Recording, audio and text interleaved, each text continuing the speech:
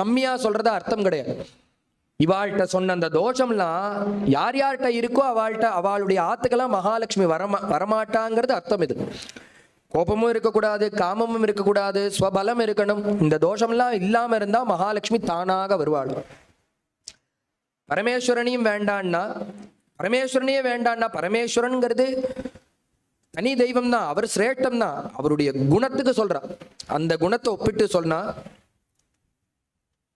எல்லாரும் கழுத்தை நீட்டி நீட்டி தலைய கழுத்தே வலிக்கிறது, ஆனா ஒருத்தர் மட்டும் ரிவர்ஸ்ல திரும்பி நிற்கிறார். யாருன்னா மகாவிஷ்ணு. அவர் என்னன்னா இவாள்லாம் மோதி பார்க்கறா என்ன வரும்னு, அவர் ரிசல்ட் தெரிஞ்சவர், இதனுடைய பலன் முன்னாடியே தெரிஞ்சவர். அவர் ரமாமுகுந்தம் நிரபேக்ஷமீப்சிதம், ரிசல்ட் தெரிஞ்சனால திரும்பி நிற்கிறார். ஏன்னா எங்க சுத்தினாலும் அந்த மாலை தன் கழுத்துக்கு தான் வரணும்னு அவருக்கு முன்னாடியே தெரியுமா, அதனால திரும்பி நிற்கிறா. அங்கங்க பார்த்தா ஒவ்வொரு தோஷம் தெரிஞ்சது, பார்த்தா நேரா கொண்டு வந்து அந்த மகாலட்சுமி அந்த மகாவிஷ்ணுனுடைய கழுத்துல மாலைய போட்டாலும். புண்ணியமான சரித்திரம் மகாலட்சுமி விவாகம்ங்கிறதான சரித்திரம். அந்த சரித்திரத்தை சொல்லி முடிச்சார். அதுலேருந்து ஏறி உட்காந்துட்டு அம்மா தான் மார்பிலேருந்து இறங்குறதே இல்லை, இன்னைக்கும் ஸ்திரவாசம் பண்ணிட்டு இருந்துட்டு இருக்கா மகாலட்சுமிங்கிறதான மகாலட்சுமி விவாகம்ங்கிறதான புண்ணிய சரித்திரத்தை சொன்னார். சாட்சுத மன்வந்திரத்துல பகவான் என்னென்ன அவதாரம் பண்ணாருங்கிறத அனுசரிச்சு கதை சொல்லிட்டு வரார். இப்படி மகாலட்சுமி விவாகமாச்சு.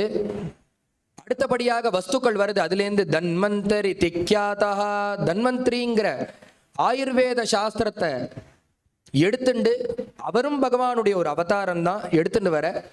அடுத்தபடியாக கலசத்தை, இந்த அமிர்த கலசம் வந்துதான். உடனே அங்க இருக்கக்கூடிய தேவர்கள் பார்த்தா, அசுரர்கள் பார்த்தா, இந்த கலசத்தை முதல்ல மேல அப்படியே பறக்க ஆரம்பிச்சது. அந்த கலசம் அமிர்த கலசம் மேலேயே சஞ்சாரம் பண்றது. இவன் எனக்குங்கிறான், எனக்குங்கிறான், ரெண்டு பட்சமும் அடிச்சுக்கிறா. அந்த கலசத்தினுடைய விநியோகம் தெரியணும்னு ஒரே சப்தமா இருக்கு. சுவாமி சொல்லி பார்த்தாரு, அமைதியா இருங்கோ அமைதியா இருங்கோன்னு. ஒருத்தரும் கேட்கறதா இல்ல. சுவாமி வாக்கையே யாரும் மதிக்கலையா. உடனே சுவாமி பார்த்தார், இதை இப்படி பண்ணா சரி பண்ண முடியாதுன்னு முடிவு பண்ணிட்டார். பட்டுன்னு இங்கேருந்து மறைஞ்சார். வேறொரு ரூபத்தை எடுத்துன்னு வந்து நிற்கிறார். என்ன ரூபம்னா, மோகினியாக ஒரு ஸ்திரீயாக பகவான் வேஷம் எடுத்துண்டு அமிர்த பரிவேஷனம் பண்ணணுங்கிறதுக்காகவே ஒரு வேஷத்தை, ஒரு அவதாரம் எடுத்து வந்து நிற்கிறார். அங்க இருக்கக்கூடிய அந்த தேவர்களும் பார்க்கறா, அசுராலும் பார்க்கறா. 99 கோடியும் இவர் சைலன்ஸ்னு கத்தி பார்த்தார், அடங்கல. இப்படி ஒரு அம்மா அப்படி ஜல் ஜல்னு அந்த காலுடைய கொலுசு சப்தம் கேட்ட உடனே 99 கோடியும் கப்சுப்னு அடங்கி உட்கார்ந்தது.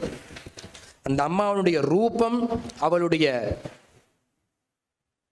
நளினம், அவளுடைய ஹாவபாவம் அத்தனையும் பார்த்து அத்தனை பேரும் அடங்கி உட்கார்ந்துட்டு இருக்கா. பார்த்தோன்னே என்னன்னா, உடனே அந்த ரெண்டு பட்சமும் போய் என்ன பண்ணான்னா, அமிர்த கலசத்தை அம்மா கையில கொடுத்துட்டான். அம்மா, நல்ல நேரம் பார்த்து நீங்க வந்தேள், எங்களுக்குள்ள என்ன சண்டை உங்களுக்குள்ளன்னா, இந்த அமிர்த கலசத்தை பரிவேஷனம் பண்ணணும். ரெண்டு பேரும் அடிச்சுட்டு இருக்கோம், நல்ல சமயமா பார்த்து நீங்க வந்திருக்கேள். நீங்க என்ன பண்ணணும்னா, இதை எங்களுக்கு பாகம் பிரிச்சு கொடுக்கணும். உடனே அவ சொன்னா, நீங்க அண்ணா தம்பிக்குள்ள என்னமோ பண்ணிப்பேள், அடிச்சுப்பேள், திட்டிப்பேள். நான் வந்து இதை பண்ணினேன்னா நீங்க உடனே என்ன திட்ட ஆரம்பிச்சுடுவார். அதெல்லாம் கிடையாது. நீங்க இருந்து பண்ணினா நாங்க ஒன்றும் சொல்ல மாட்டோம். நீங்க அமிர்த பரிவேஷனமே பண்ண வேண்டாம். 4 தடவை தெற்க மேற்க வடக்க தெற்கன்னு போயிட்டு வாங்கோ, அதுவே போறோம். நீங்க நடந்தாலே போறோம். அப்படி ஒரு ரூபமா சரின்னார் சுவாமி. அந்த அமிர்த கலசத்தை வாங்கிண்டார், பரிவேஷனம் பண்றார். ஒரு பக்கம் தேவர்கள், மற்றொரு பக்கம் அசுரர்கள். என்னன்னா, ஹாவபாவம் முழுக்க அந்த அசுராளுக்கு. உண்மையான அமிர்தம் யாருக்குன்னா தேவாளுக்கு. இதை யார் நோட் பண்ணான்னா, அந்த அசுர பட்சத்துல இருக்கக்கூடிய தரப்புல இருக்கிறவா நோட் பண்ணிவிட்டா. அங்கேருந்து ஏறி என்ன பண்ண மாறி என்ன பண்ணான்னா, சந்திரனுக்கும் சூரியனுக்கும் நடுப்புற வந்து ஒரு அசுரன் உட்காந்துட்டான். இத சுவாமியும் பார்த்துட்டார். அவன் இலையிலையும் போட்டுட்டார், அவனும் எடுத்து வாயில வச்சுட்டான், சாப்பிட்டுட்டான். சந்திர சூர்யால் காமிச்சு கொடுத்தா, இவன் அசுரன் இவன், ஆனா ஏமாத்தி இந்த பக்கம் வந்து எங்க 2 பேருக்கு நடுப்புற உட்காந்துட்டான்னு சொல்லி கண்ணை காமிச்சு கொடுத்தோடனே சுவாமி என்ன பண்ணார், அந்த கரண்டியால ஒரு தட்டை தட்டினார். தலை தனியா போச்சு, சரீரம் தனியா போச்சு. இருந்தாலும் அமிர்தம் சாப்பிட்டுருக்கான். உடனே என்ன ஆச்சுன்னா, ஜீவன் இருக்கு, அவனை தூக்கி என்ன பண்ணார்னார், நவக்கிரகத்துல தூக்கி போட்டார் சுவாமி. அதுல ஒரு இடத்துல தலை மட்டும் இருக்கும் ஒரு நவக்கிரகம், இன்னொன்னு தலை இல்லாம இருக்கும். யாருன்னா இந்த வயதான் அது. நவக்கிரகத்து முன்னாடி 7 இருந்தது, இதை தூக்கி போட்டு 9ஆ மாத்தினார் சுவாமி. கொஞ்ச நேரம் இப்படி ஆவபாவத்தை காமிச்சா இதோ அதோன்னா தேவாள் முழுக்க அமிர்தம் சாப்பிட்டாச்சு, அசுராளுக்கு ஒரு துளி அமிர்தம் கிடைக்கல.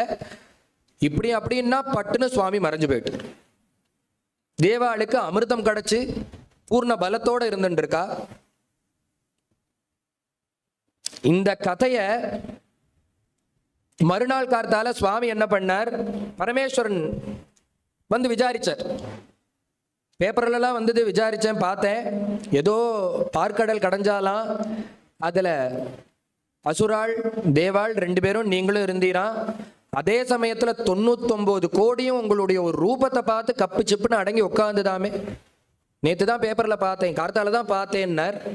உடனே சுவாமி சொன்னார், அது அவளுக்காக பண்ணது, நம்மளுக்குள்ள அதெல்லாம் கிடையாதுன்னு. இல்லை, எனக்கும் அந்த ரூபத்தை பார்க்கணும். 99 கோடி அடங்கி போன ரூபம்னா நானும் பார்க்க வேண்டாமான்னார்.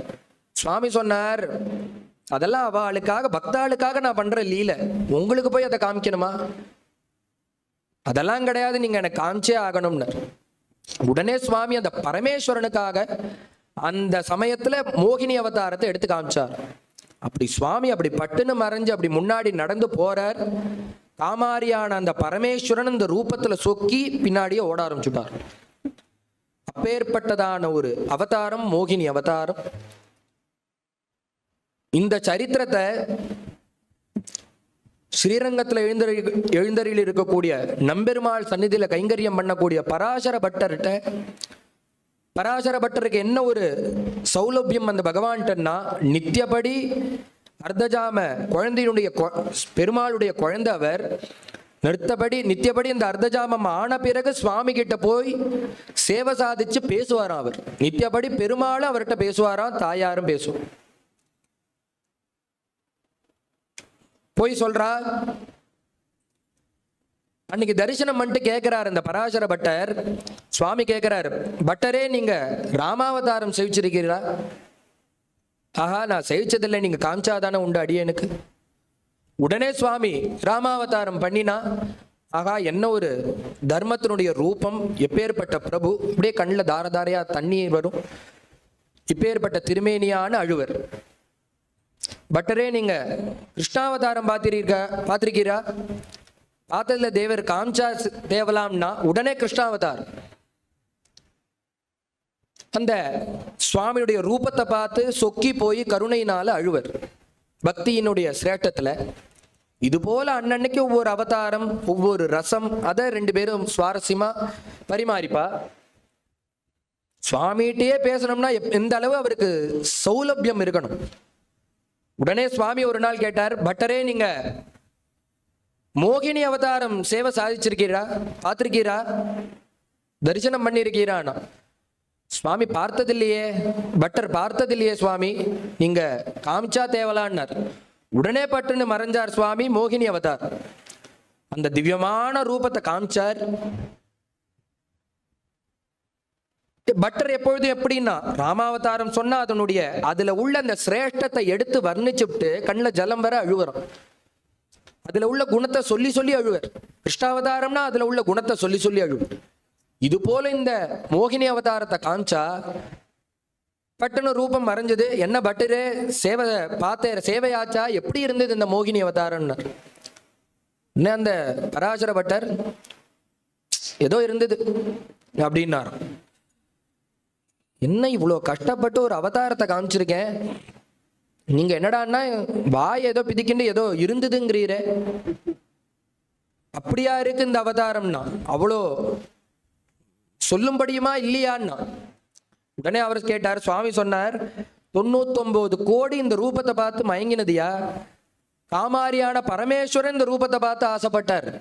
அந்த ரூபத்தை உமக்கு காமிச்சா நீர் என்னமோ இருக்குன்னு அலட்சியமா சொல்றீரே, இந்த ரூபத்துல என்ன குறை கண்டீர்னர், உங்களுக்கு என்ன குறை தெரிஞ்சுது அத சொல்லணும்னார். உடனே அவர் பார்த்தார், சொல்றேன் தப்பா நினைக்காதீங்கோ, என்னதான் இருந்தாலும் 99 கோடி மயங்கினாலும் காமாரியான பரமேஸ்வரன் மயங்கினாலும் பக்கத்துல இருக்காரே அந்த தாயார் இருக்காளே, அவளுடைய கண்ணில் உள்ள அந்த கருணை உங்க கண்ணில் இல்லைன்னார். எஸ்யாம் திருஷ்டி விகரத்தே தேவி திருஷ்டி ஸ்துதிய. அந்த அம்பாளுடைய கண்ணில் ஒரு கருணைன்னு ஒன்று இருக்கே, சுவாபாவிகமா இருக்கு. நீங்க ஆம்பளை ஒரு பொம்பளை வேஷம் போட்டுண்டேங்கிறது பட்டசியமா தெரியறதுன்னார். அந்த கருணை உங்களுக்கு சுவாபாவிகமா இல்லை, அது தாயார் கண்களுக்கே உள்ள ஒரு சுபாவம், அது நேச்சுரலா இருக்கு. நீங்க வேஷம் போட்டு இருக்கேங்கிறது அதுல தெரியறதுன்னா. அப்படி அனுபவிச்ச ஒரு அவதாரம் இந்த மோகினி அவதாரம். அதையும் வர்ணிச்சார். அதன் பிறகு இந்த ராஜ்யம் இப்ப திரைலோக்கியாதிபத்தியம் இவாளுக்கு வரணும். எந்த சமயம்னா அந்த துர்வாசர் அவருடைய ஆத்துக்கு வரார். இந்த திரைலோக்கியாதிபத்தியம் இப்ப இந்திரன்ட்ட இருக்கிற காலத்துல அவர் ஆத்துக்கு வந்து பிரசாதம் கொடுக்கிறார்.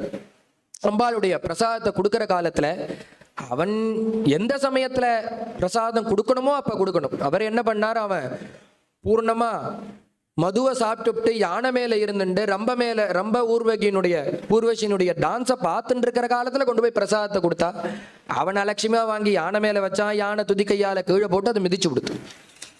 உடனே அவர் பார்த்தார், எந்த மதத்துல இப்படி எல்லாம் பண்றியோ அந்த திரைலோக்கியாதிபத்தியம் உன்னை விட்டு போகக்கூடாது, உன்னை விட்டு போக கடவுதுல உன்னுடைய சத்ருன்னு இடத்துல போக கடவுது அப்படின்னு சபிக்கிறார். இந்த சமயம் என்னன்னா திரைலோக்கியாதிபத்தியம் இவனுக்கு இந்த மகாபலிக்கு கிடைக்கணுங்கிறதுனால அவனுடைய குரு சுக்ராச்சாரியால் ஒரு யாகம் பண்ணி வைக்கிறார்.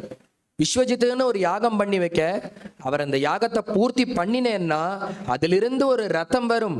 அந்த ரதத்தை எடுத்து நீ போனேன்னா யுத்தமே இல்லாதபடிக்கு உனக்கு ஜெயம். இந்திரன் சொல்லிக்காம டவுனை காலி பண்ணிட்டு ஓடி போயிடும் போடாங்கிறார். இது ரெண்டும் சேர்ந்துடுது. உடனே என்னாச்சுன்னா அந்த திரைலோக்கியாதிபத்தியம் இவர் கொடுத்த சாபம், அது இல்லாம இவன் பூர்ண குருபலத்தோட வரான். அதனால பார்த்தா நீ இந்த டவுனை காலி பண்ணிட்டு கிளம்புன்னு சொல்ல இந்திரன் கிளம்பி போயிட்டான்.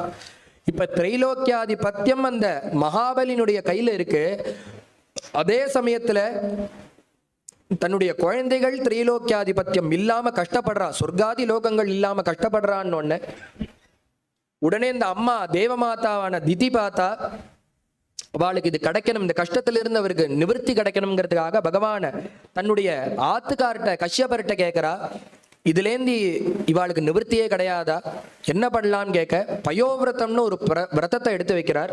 யஜ்ஞேஷ யஜ்ஞ புருஷாச்சுத தீர்த்தபாத தீர்த்தஸ்ரவா ஸ்ரவணமங்கல நாமதேயா அந்த விரதத்தை எடுத்து வச்சு பிரதமேல ஆரம்பிச்சு துவாதசையில பூர்த்தி பண்ணக்கூடியதான ஒரு விரதம். அது பாலுனாலேயே பகவானுக்கு நிவேதனங்கள் பண்ணி அந்த விரதம் இருந்தா பகவான் அனுகிரகம் பண்ணுவான். அந்த விரதத்தை எடுத்து வைக்க அதை அனுஷ்டானம் பண்றா.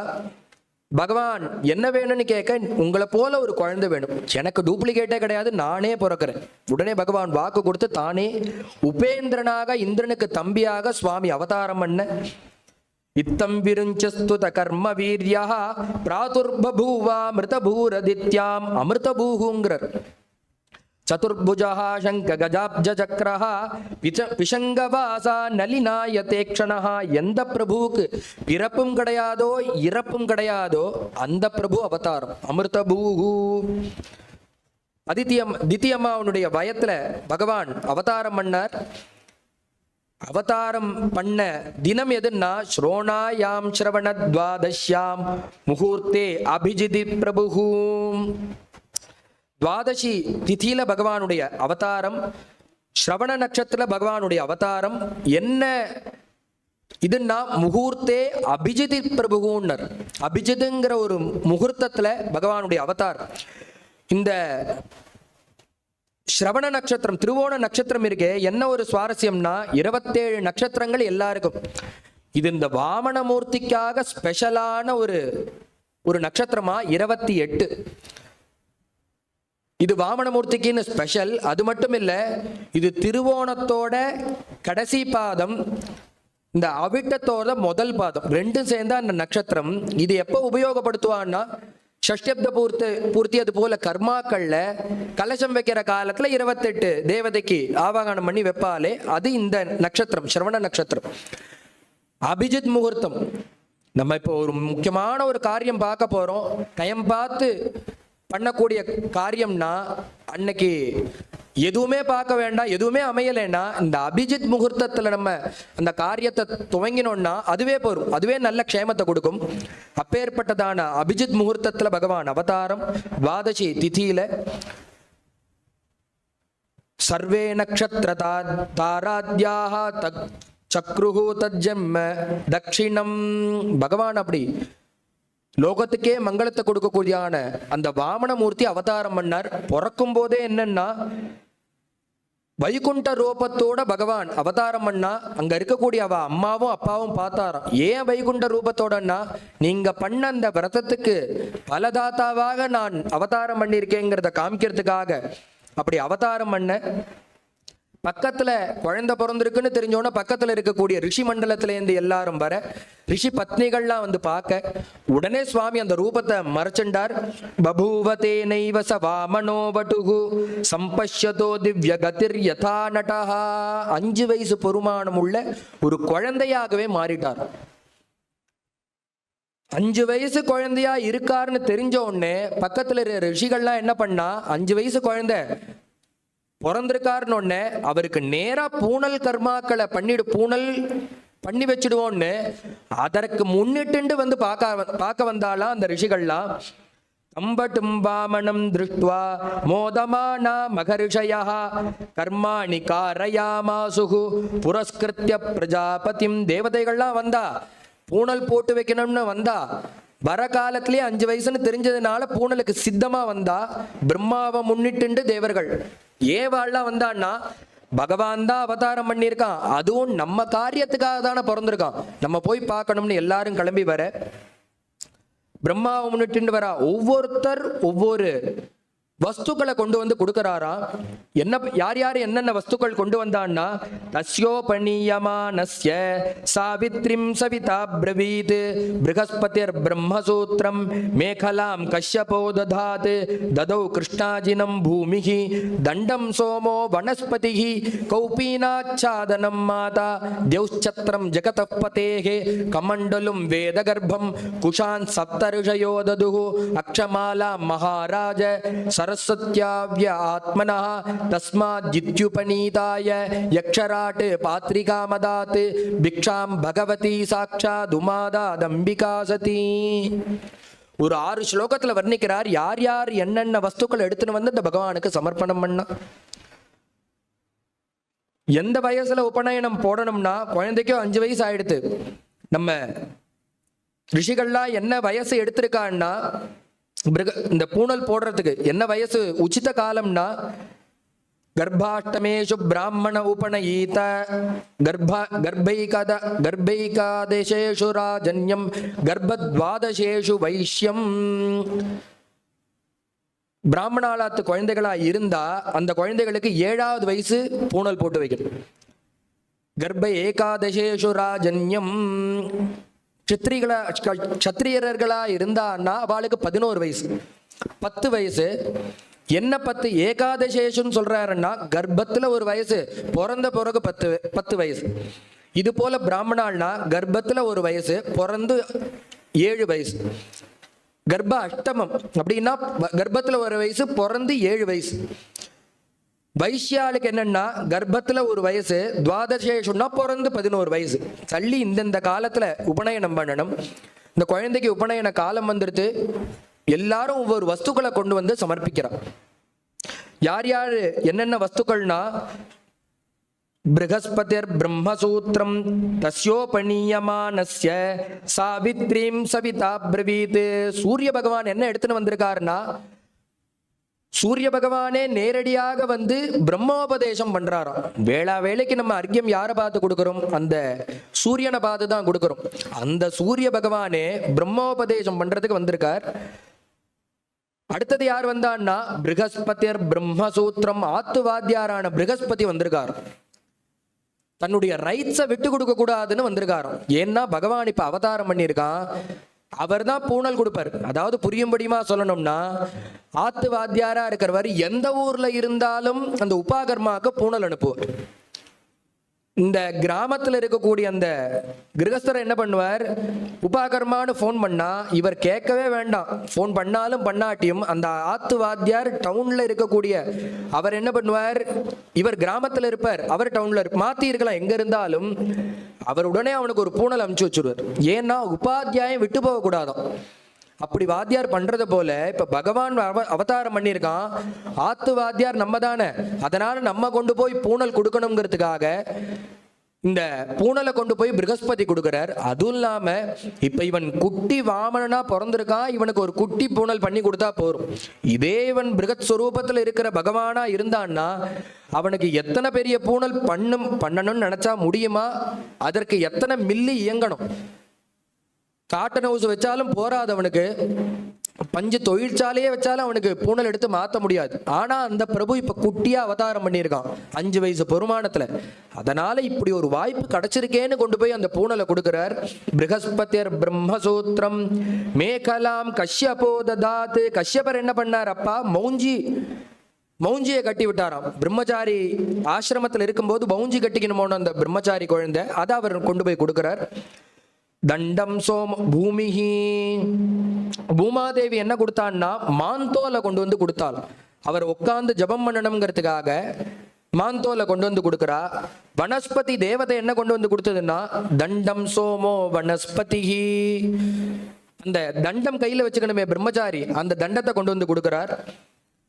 புரச சமித்து. அப்புறம் அம்மா என்ன கொடுத்தான்னா கௌபீனா சாதனம் மாதா. அம்மா ஒரு கௌபீனத்தை அந்த குழந்தைக்கு கட்டி விட்டாள்.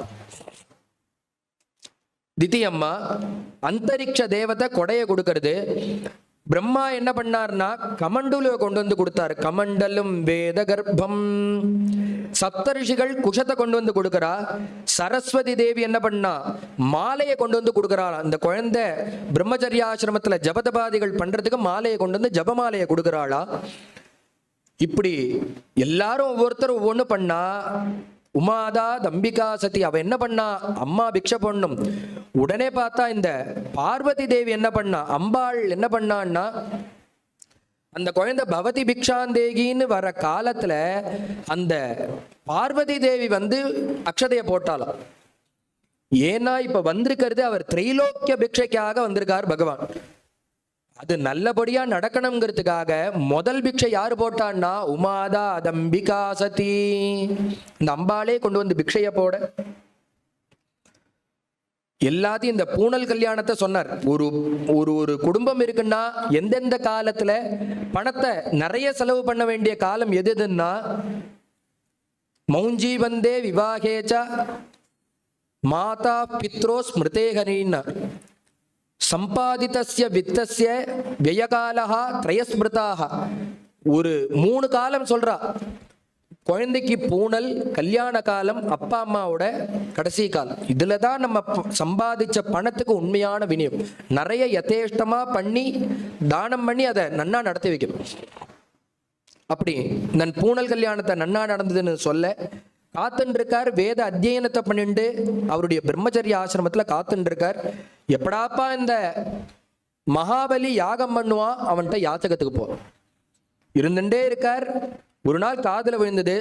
ஸ்ருத்வாஸ்வமேதைஹி யஜமானமூர்ஜிதம் பலிம் ப்ருகூணாம் உபகல்பிதைஸ்ததா ஜகாம தத்ராகில சார சம்பிருதः பாரேன காம் சன்யமயன் பதே பதே தன்னர்மதாயா சட உத்தரே பலேஹே யம்ரித்விஜஸ்தே ப்ருகுகச்ச சப்ஞைஹி பிரவர்த்தயந்தः ப்ருகவக் கிருதூத்தமம் யசக்சராராதிதிதும் யதாரவிம்.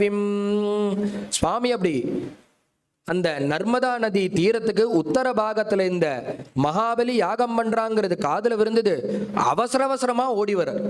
ஆகா, யாகம் பூர்த்தி ஆகிறதுக்குள்ள வரணுமே, அவன்கிட்ட யாச்சகம் வாங்கணுமே. சுவாமி தந்த நினப்பு இல்லாம ஓடி வராராம். அவருடைய பயத்துல 14 குக்ஷி இருக்குங்கிறது தெரியாம விறுவிறுன்னு ஓடி வரார். பூமாதேவி அந்த பாரம் தாங்காம சன்யகமயன் பதே பதே பாரேணகாம் சன்யமயன் பதே பதே வளைஞ்சு வளைஞ்சு கொடுக்குறாராம் அவருடைய சுவாமியை ஒவ்வொருடைய அடி வைப்பையும். அந்த நதி தீரத்துக்கு வந்தார். அவனுடைய யாகம் நடக்கிறதுன்னு தெரியறது. அங்க இருக்கக்கூடிய அவருடைய தேஜஸை பார்த்து அங்க இருக்கக்கூடிய அக்னிகள்லாம் கரச்சரணத்தோட சுவாமியை வாங்கோங்கிறது. ஏன்னா இவன் தானே எல்லாத்துக்கும் ஈஸ்வரன். நாளைக்கு இவனுக்கு மரியாதை கொடுக்கலன்னா ஊருக்கு போய் உண்டு இல்லைன்னு பண்ணிவிடுவார்.